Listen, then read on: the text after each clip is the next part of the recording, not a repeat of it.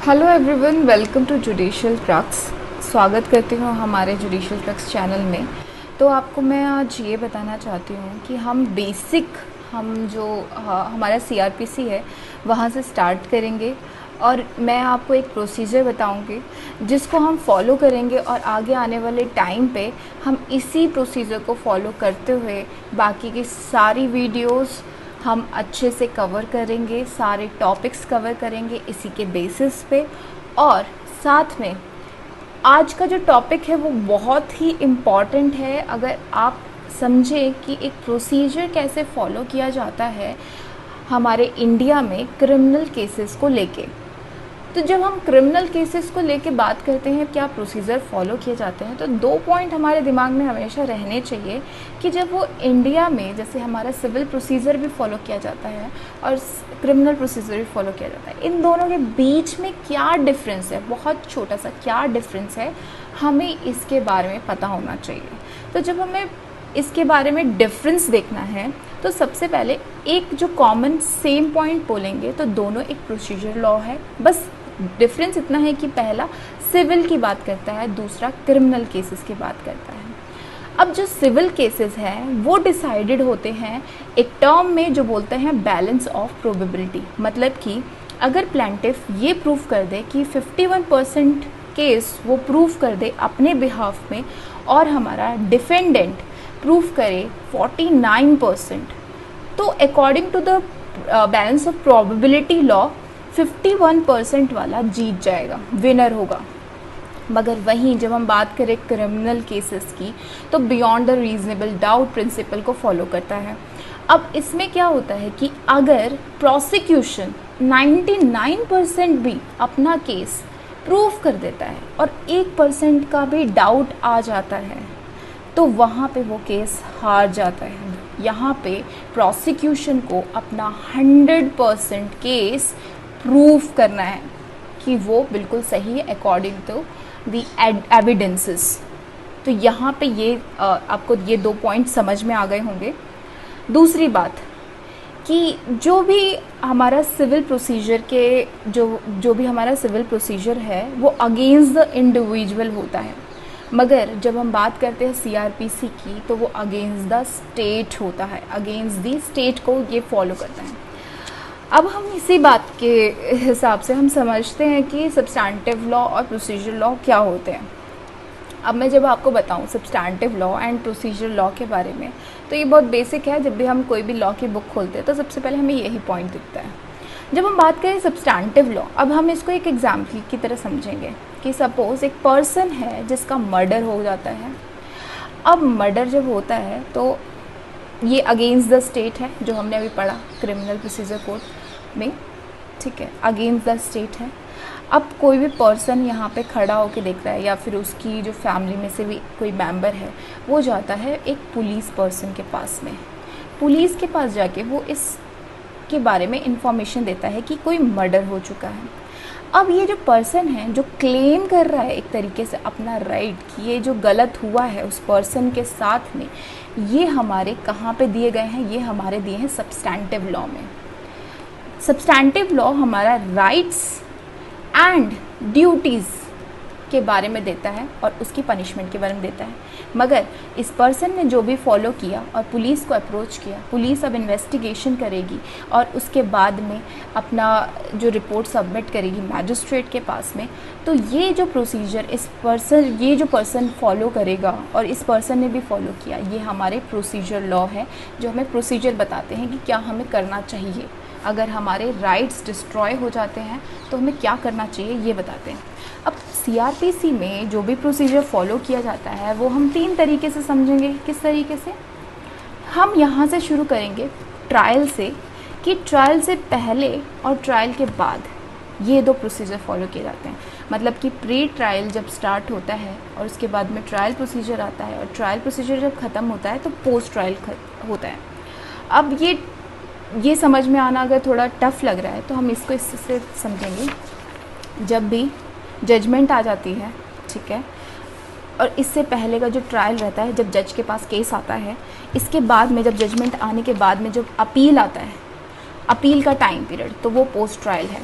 मगर ये ट्रायल से पहले जो भी हमने प्रोसीजर फॉलो किया, मैजिस्ट्रेट को, पुलिस ने रिपोर्ट सबमिट करी मैजिस्ट्रेट को, एफआईआर हुआ, ये सब चीज़ें हमारी प्री ट्रायल में होगी और हम यही फॉलो करेंगे आगे आने वाले वीडियोस में और इसी के बेसिस पे हम आगे सीआरपीसी पढ़ेंगे। ठीक है, तो ये प्रोसीजर फॉलो होगा हमारे इंडिया में। तो सबसे पहले क्या होगा कि अभी जैसे हमने सब्सटैंटिव लॉ के लिए समझा था कि एक पर्सन है जिसका मर्डर हो जाता है और वो पर्सन जाता है, दूसरा इन्फॉर्मेंट जो भी है या इन्फॉर्मेंट जो पर्सन है, अब वो जाता है पुलिस के पास में। ठीक है, अब पुलिस के पास जाता है और वो एफआईआर लिखवा देता है किसके अंडर, सेक्शन 154 में। अब 154 में जब उसने लिखवा दी एफआईआर, तो अब पुलिस की ड्यूटी बनती है अकॉर्डिंग टू सीआरपीसी कि वो इन्वेस्टिगेशन करे। जब वो इन्वेस्टिगेशन करेगी तो वो बहुत सारी चीज़ें डिस्क्लोज़ करेगी, जैसे स्टेटमेंट्स लेगी, एक्यूज़ का स्टेटमेंट लेगी अगर एक्यूज़ मिल जाता है, या फिर अरेस्ट करेगी उसका। और यहाँ पे हमारा एक कॉन्सेप्ट आएगा एंटीसिपेटरी बेल का। ठीक है, कि वो पर्सन, एक्यूज पर्सन अपना एंटीसिपेटरी बेल ले सकता है। ठीक है, उसे सर्च करेगी, सीज करेगी, डिस्कवरी करेगी, बहुत सारी और भी चीज़ें हैं जो हम इंक्लूड कर सकते हैं इन सब चीज़ों में, मगर आपको देखना पड़ेगा। उसके बाद इन्वेस्टिगेशन करने के बाद में पुलिस क्या करती है, अपना रिपोर्ट सबमिट कर देती है मैजिस्ट्रेट के पास में। जब मैजिस्ट्रेट के पास में रिपोर्ट सबमिट करती है तो वो दो पार्ट में डिवाइड हो सकते हैं, मतलब कि या तो वो चार्जशीट पॉजिटिव रहेगी या नेगेटिव रहेगी। अब पॉजिटिव नेगेटिव क्या होती है, अब जो ये चालान है जिसको हम चालान कहते हैं एक तरीके से, ये चालान पॉजिटिव तब हो जाता है जब एक्यूज़ के अगेंस्ट हमारे पास एविडेंस है, बहुत सफिशिएंट है कि वो उसको कोई ना कोई सज़ा होगी। मगर वो नेगेटिव तब हो जाते हैं कि उसके खिलाफ़ कोई एविडेंस ही नहीं मिलते और वो फाइनल क्लोजर रिपोर्ट भेज के मैजिस्ट्रेट अब क्या करेगा, वहाँ पे उसको बाइज़्ज़त बरी कर देगा। चलो ठीक है, तुम कोई दिक्कत नहीं है, एविडेंसेस तो है ही नहीं इसके अगेंस्ट। मगर अब जब एविडेंसेस हो जाते हैं तो ये पॉजिटिव में आ जाती है और क्या करेंगे, मैजिस्ट्रेट के पास जब चला जाता है ये एक तरीके से केस, तो वो under section 190 of the CrPC में जाता है। अब मैजिस्ट्रेट ने क्या किया, कॉग्निजेंस ले लिया। कॉग्निजेंस लेने के बाद भी बहुत सारे एक प्रोसीजर फॉलो किया जाता है, मगर हम सिंपल प्रोसीजर फॉलो करेंगे, वो मैं थोड़ी देर में बताऊंगी आपको कि क्या प्रोसीजर फॉलो करते हैं कॉग्निजेंस लेने के बाद में मैजिस्ट्रेट के पास में जो होती है। अब क्या है कि अब मैजिस्ट्रेट ने जब कॉग्निजेंस ले लिया तो ट्रायल प्रोसीजर हमारा स्टार्ट हो जाता है। अब ट्रायल प्रोसीजर जब स्टार्ट हो जाता है तो आप ये समझिए कि ये पॉइंट्स आ सकते हैं जब ट्रायल प्रोसीजर होता है। वैसे तो सबको पता ही है कि 4 प्रोसीजर फॉलो किए जाते हैं, trial before court of session, trial of warrant case by magistrate, trial of summon case and summary trial. मगर इसके साथ साथ हम ये भी पॉइंट्स पढ़ेंगे, special use of evidences, disposal of criminal case without full trial and charges. अब ये डिस्पोजल ऑफ केस है, ये स्टूडेंट ने मुझे कॉल करके पूछा था कि ये कब हो रहा है। अभी आपने देखा कि ये ट्रायल प्रोसीजर के ड्यूरिंग में बात हो रही है, इसका मतलब क्या है कि मैजिस्ट्रेट ने यहाँ कॉग्निजेंस ले लिया है। तो आपका ये भी कंसेप्ट पूरा हो गया। अब क्या होगा, मैजिस्ट्रेट ने ट्रायल करा लिया, उसके बाद में जजमेंट पास करी और वो पर्सन के पास में जो भी गिल्टी था वो पर्सन अपना दोबारा से अपील में जा सकता है अगर उसे सेटिस्फेक्शन नहीं है उस पनिशमेंट से। मगर अब हम इसके बारे में बात करेंगे कॉग्निजेंस लेने के बाद में। अब कॉग्निजेंस ले लिया, जब 3 बातें तब आ सकती है, या तो मैजिस्ट्रेट कॉग्निजेंस लेके आईओपी इशू कर सकता है। आईओपी क्या करते हैं, आईओपी में section according to 204 of the CrPC वो ये बोलते हैं कि समन, वारंट्स, इन सब छोटे छोटे जो रेजिडेंशियल है, ये एसेंशियल पॉइंट्स है, ये फॉलो करके आईओपी स्टार्ट हो जाता है, मतलब कि अब ट्रायल स्टार्ट हो चुका है। या फिर डेफिशिएट था हमारा एविडेंसेस, मतलब नेगेटिव चालान था, तो वो नो कॉग्निजेंस में आ गया, वहाँ पे कॉग्निजेंस ले लिया, उसको एक्विट कर दिया। या फिर उन्होंने क्या किया, कॉग्निजेंस लिए बिना अंडर सेक्शन 156 क्लॉज 3 के उन्होंने फर्दर इन्वेस्टिगेशन के लिए बोल दिया 173 क्लॉज 8 में। मगर आपको एक चीज़ याद रखनी है, जब भी पुलिस ने रिपोर्ट को सबमिट किया, यहाँ पे करा अंडर सेक्शन 173 ऑफ 2 क्लॉज, ठीक है, इसके बिना पर सबमिट किया है यहाँ पे।